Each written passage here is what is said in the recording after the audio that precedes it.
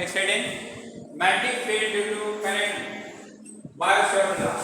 Magnetic field due to current Biot-Savart law. तो देखिए polarity prove that current can a conductor produce magnetic field. Current can a conductor produce magnetic field. If a flow current in a conductor, then magnetic field is established around the conductor. है ना? तो जैसे conductor है इसमें जब आप current flow करेगा जिसके अराउंड क्या होगा एक मैग्नेटिक फील्ड स्टेबल हो जाएगा ना। तो किसी पॉइंट पर स्ट्रेंथ ऑफ मैग्नेटिक फील्ड क्या है, कितने स्ट्रेंथ की मैग्नेटिक फील्ड जनरेट होगी, इसके अबाउट में बायो-सेवर्ट ने एक लॉ दिया था, एक्सपेरिमेंट किया है। एक बायो-सेवर्ट ने इस पर एक्सपेरिमेंट किया था कि what is the strength of magnetic field eight any point around the conductor है। तो जो इनका एक्सपेरिमेंटल रिजल्ट है उससे क्या कहते हैं, बायो-सेवर्ट लॉ कहते हैं। ठीक है, इन्होंने जो है एक करंट का एक कंडक्टर ले लिया, ठीक है।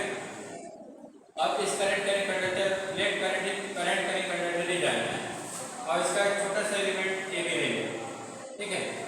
अब ए बी एलिमेंट से आर डिस्टेंस पर जो है इन्होंने strength of magnetic field measure किया, ठीक है। स्ट्रेंथ ऑफ मैग्नेटिक फील्ड इन्होंने डिफरेंट एक्सपेरिमेंट करके मेजर किया।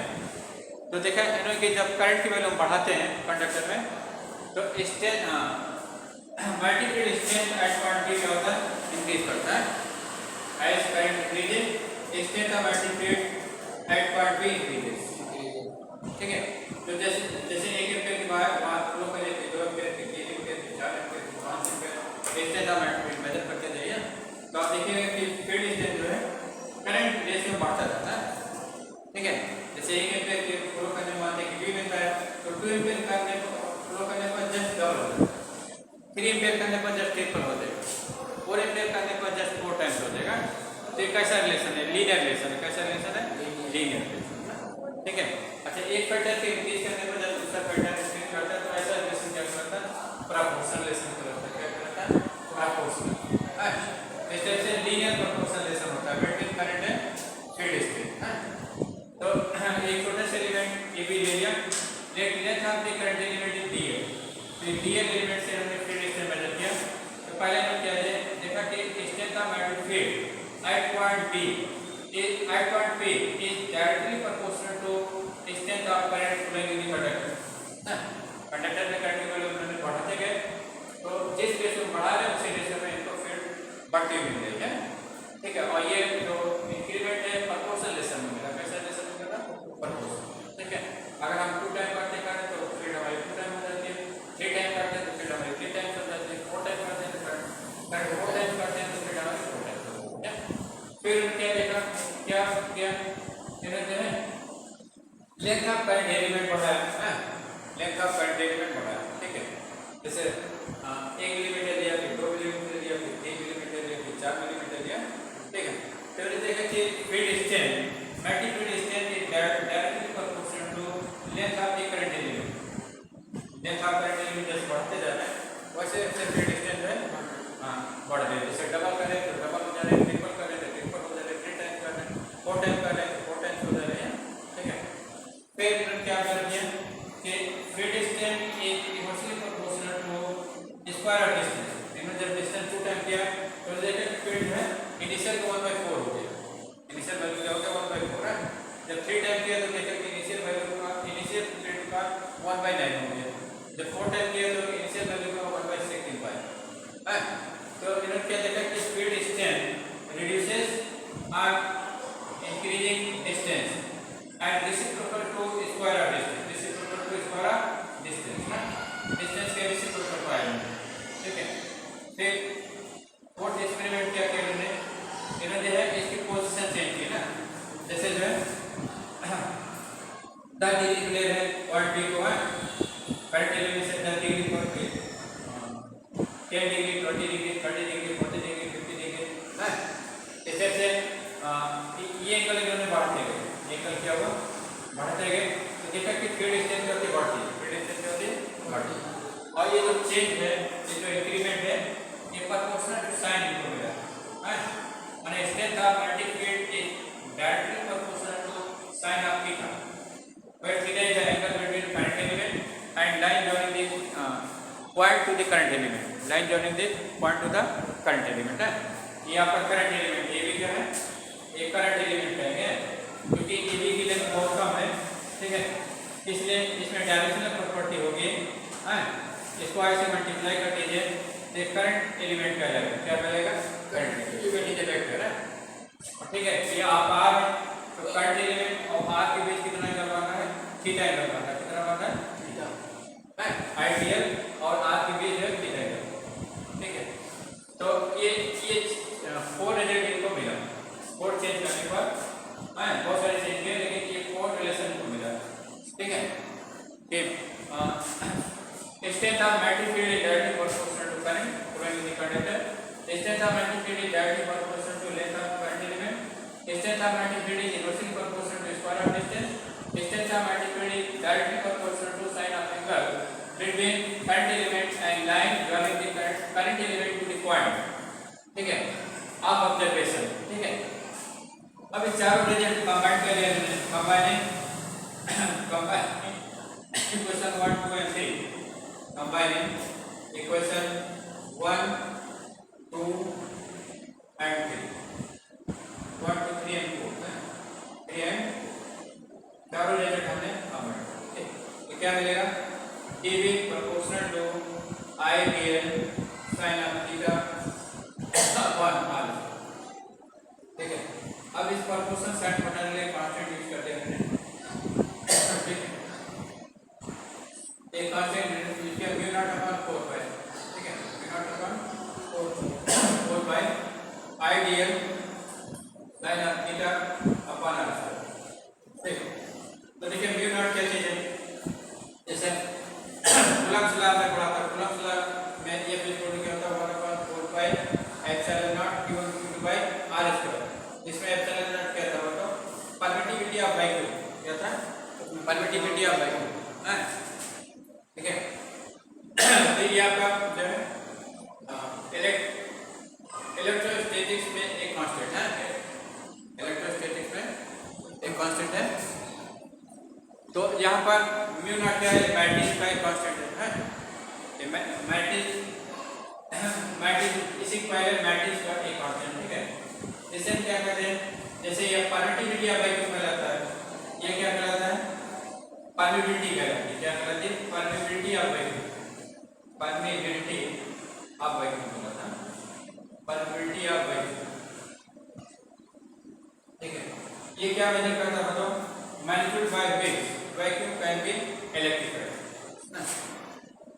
वैक्यूम को कितने मैग्नीट्यूड से आप इलेक्ट्रिफाइड कर सकते हैं, या वैक्यूम कितने मैग्नीट्यूड से अपोज करता है मेटेरियल का इलेक्ट्रिफिकेशन का, ये चीज मेजर करता है। इसे म्यू नॉट आप वैक्यूम को कितने मैग्नीट्यूड से मैग्नेटाइज कर सकते हैं, वो म्यू नॉट मेजर करता है, ठीक है। तो ये इसे क्या कहते हैं, परमिटिविटी ऑफ वैक्यूम, क्या कहेंगे, परमिटिविटी ऑफ वैक्यूम, ठीक है। अब इसकी वैल्यू क्या होती होगा, जैसे इसकी वैल्यू है आपका 8.95 into 10⁻⁻12 न्यूटन मीटर कूलम -2, जैसे इसकी भी वैल्यू होती है, क्या होगा, 4 into 10⁻⁷, 4 10⁻⁷, ठीक है। यूनिट क्या होगा बताओ, tesla metre, tesla metre, tesla metre ampere -1, tesla metre ampere -1, ठीक है। तो देखिए इसे क्या कहते हैं, ये तो experimental result of bio-Savart law, इसे क्या कहा जाता है, बायो-सैवर्ट लॉ कहा जाता है, क्या कहा जाता है, बायो-सैवर्ट लॉ। अब इसका वेक्टर फॉर्म लिखेंगे, तो वेक्टर फॉर्म क्या होगा, जैसे magnetic field is vector quantity, magnetic field क्या है, वेक्टर क्वांटिटी है ना, इसका वेक्टर फॉर्म लिखा जाएगा, तो वेक्टर डी भी क्या हो जाएगा, वेक्टर डी भी equal to mu naught upon 4 pi ना। तो देखिए जैसे vector A cross vector B क्या होता है, vector A cross vector B equal to A B sine theta, क्या होगा, A B sine theta unit vector N, A B sine theta unit vector N ना, ठीक है। तो यूनिट वेक्टर एन क्या चीज है, ये vector perpendicular to the plane, unit vector perpendicular to plane in which vector A and vector B lie ना, n के डायरेक्शन क्या होती है, उस प्लेन के परपेंडिकुलर होता है जिसमें वेक्टर ए वेक्टर बी लाई करते हैं, ठीक है। तो जैसे ए बी साइन थीटा है, तो आपने ए cross B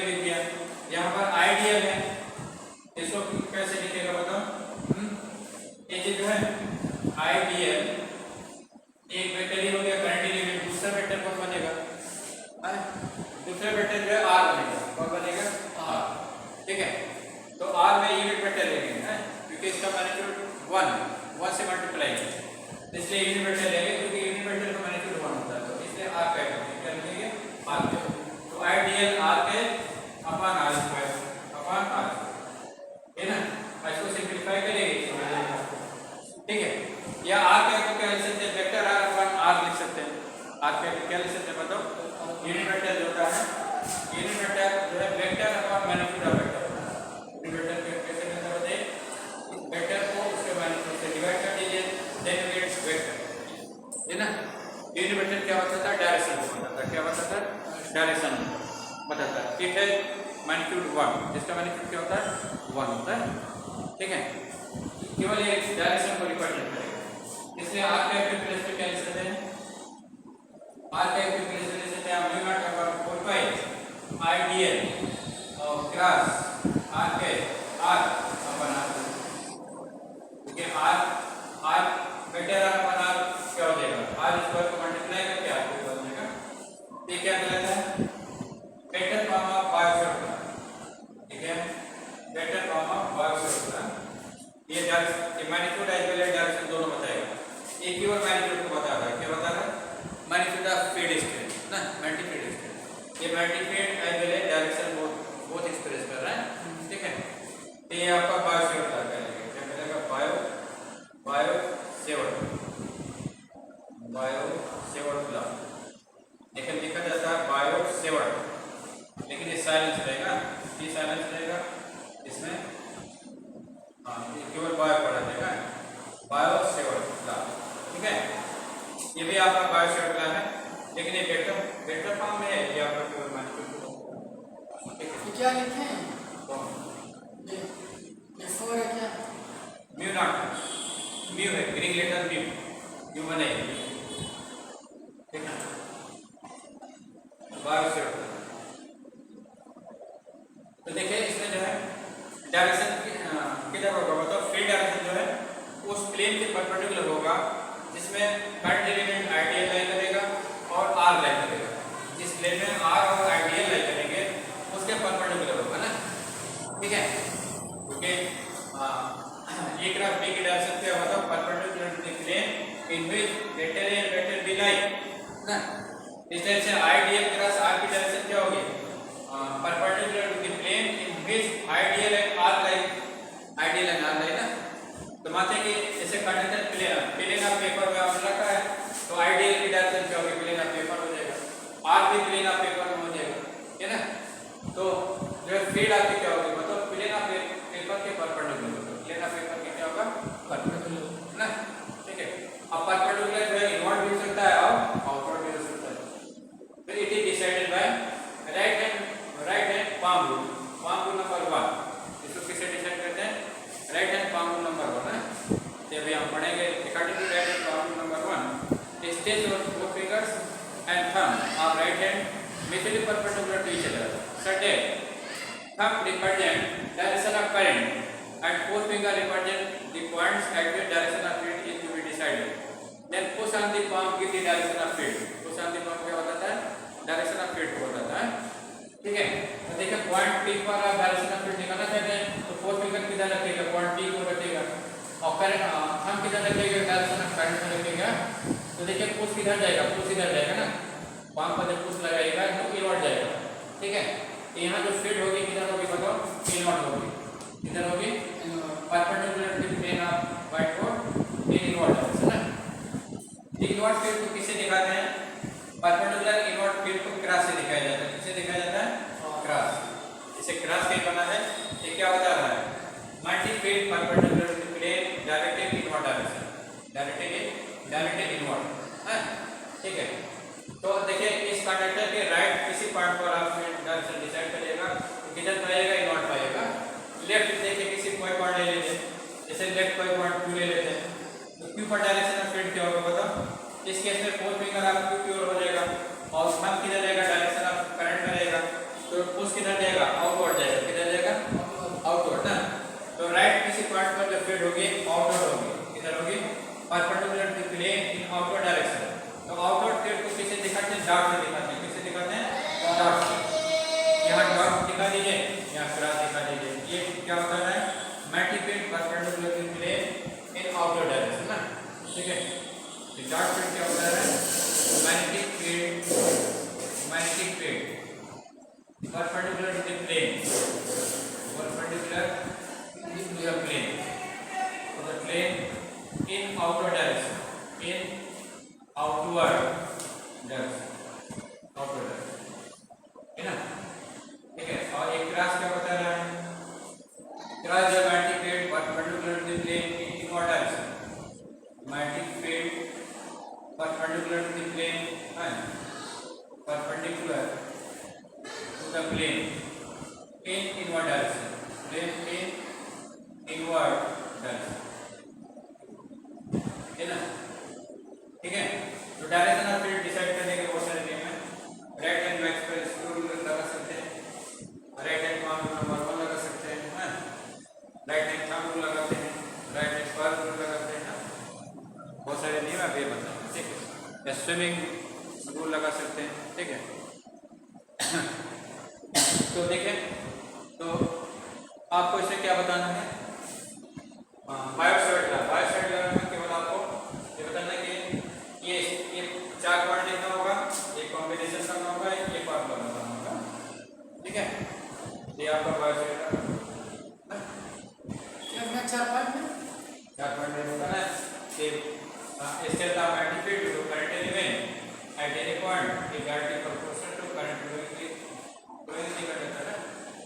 second point, directly proportional to length of the current element, inversely proportional to square of the distance of the point from the current element, directly proportional to sine of angle between the current element and line joining the current element to the point, ना? चार point आपको बताना है, उसके बाद एक formula आपको बताना है, ये फार्मूला पूछा जाता है आपसे, इसी तरह है। तो देखिए इसका प्रैक्टिकल यूज हम करते हैं, जैसे कहीं जब जहाँ पर हाई वोल्टेज वायर होते हैं वहाँ क्या लिखा रहता है? डेल्टा, ना? देखा आपने? जैसे रेलवे प्लेटफॉर्म पर खड़े होते हैं जहाँ पर वायर होता है वहाँ क्या लिखा रहता है? बताओ। डेल्टा, या जैसे कहीं ट्रांसफार्मर लगा है या हाई टेंशन का वायर जहाँ होता है वहाँ क्या लिखा रहता है? डेल्टा, ना?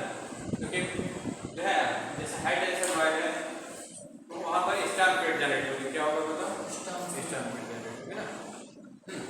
जब स्टार फील्ड जनरेट होगा तो अगर वहाँ उसके पास से कोई लिविंग थिंग पास होगा है तो क्या होगा? उस वायर को खींचेगा, ठीक है। क्यों? क्योंकि जो है लिविंग थिंग में जो है 70% क्या होता है? वाटर होता है। क्या होता है? वाटर। जैसे आपके बॉडी में 70% क्या है? वाटर। वाटर क्या होता है? डायमैग्नेटिक मटेरियल होता है। क्या होता है? डायमैग्नेटिक मटेरियल होता है। डायमैग्नेटिक मटेरियल क्या होते हैं? ऐसे मटेरियल होते हैं जो एक्सटर्नल मैग्नेटिक फील्ड में अपोजिटली मैग्नेटाइज होते हैं। Diamagnetic material are those material which magnetise oppositely in opposite direction of the field applied है। जिधर फील्ड होगी उसके अपोजिट मैग्नेटाइज होएगा, और वायर जो मैग्नेटिक फील्ड जनरेट करेगा उसके अपोजिट मैग्नेटाइज रहेगा, ठीक है। जब अपोजिट मैग्नेटाइज रहेगा तो नॉर्थ साउथ के बीच क्या होता है? अपोजिट पोलैरिटी के बीच क्या होता है? अट्रैक्शन होता है, ना? जैसे नॉर्थ साउथ क्या करता है? अट्रैक्ट करता है, ठीक है। तो जब आप में जो पोलैरिटी जनरेट होगी वायर की पोलैरिटी से अपोजिट होगी तो अब क्या होगा? आप वायर को खींचते चले जाएंगे, हाँ उसी चीज़ को, ठीक है। इसलिए जो है वहाँ के क्या लिखते हैं? डेल्टा लिखते हैं, वहाँ आप बच के रहिए, ठीक है। अच्छा, इसलिए हाई टेंशन वायर को क्या करते हैं? 8 से हाइट पर रखा जाता है। जितने हाई टेंशन वायर होगा उसको 8 सर्फेस से ज़्यादा ऊंचाई पर रखा जाता है। जब ज़्यादा ऊंचाई पर रखिएगा तो 8 सर्फेस तक आप पहुँचते उसकी फील्ड क्या हो जाती है? वीक हो जाती है। क्या हो जाती है? वीक हो जाती है, क्योंकि field is increasing proportional to square of distance, है। जब बहुत ज़्यादा हाइट पर रखिएगा 8 तक आते हैं तो उसकी फील्ड क्या होगा? बहुत कम हो जाएगी, ठीक है। इतना कम हो जाएगी कि